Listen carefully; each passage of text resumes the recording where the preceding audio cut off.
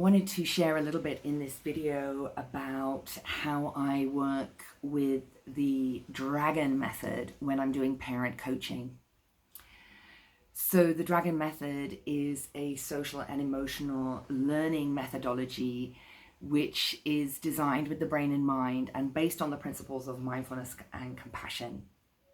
And the big mission of myself and my fellow co-founder of the Dragon Method, Raquel Lhullier, is that children and families have the skills that they need to develop amazing emotion regulation skills so that they can face challenges, collaborate, learn how to make mistakes, innovate, and get on with each other in an increasingly chaotic world.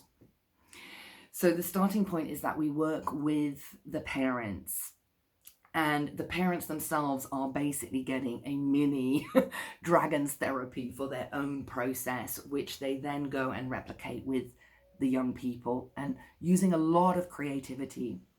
So for example, one of the exercises that we do is we use the 3 dragon colors, which represent the 3 motivational systems of the brain. The soothing system, which is the green dragon, helps us to calm down when we're stressed. The blue, which is the drive system, the blue dragon, getting stuff done, organizing, learning, information processing. And the red dragon, which is activated when we're feeling stressed out or unsafe in some way, shape, or form. And so we introduce this language of the dragons to the parents who do their own monitoring, creative ways of monitoring their own dragons, so that they can then share that knowledge and begin to develop that language with the young people in their family.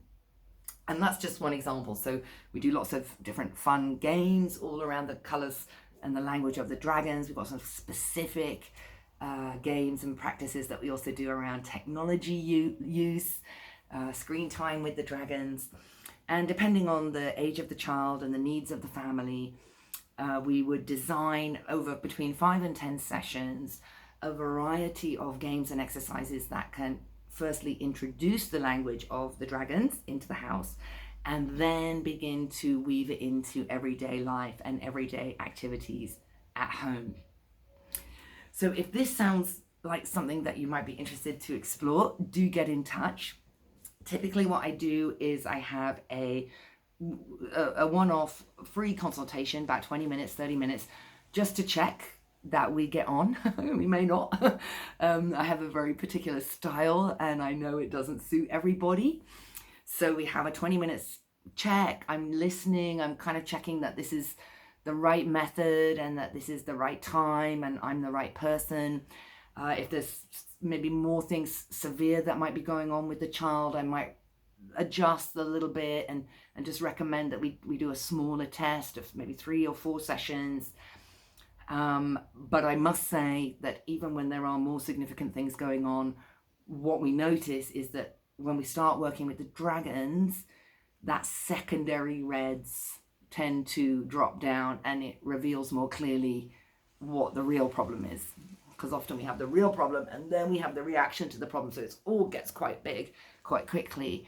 Whereas when you start to work with the dragons, if we can get rid of some of that kind of reds around the problem is then revealed more clearly.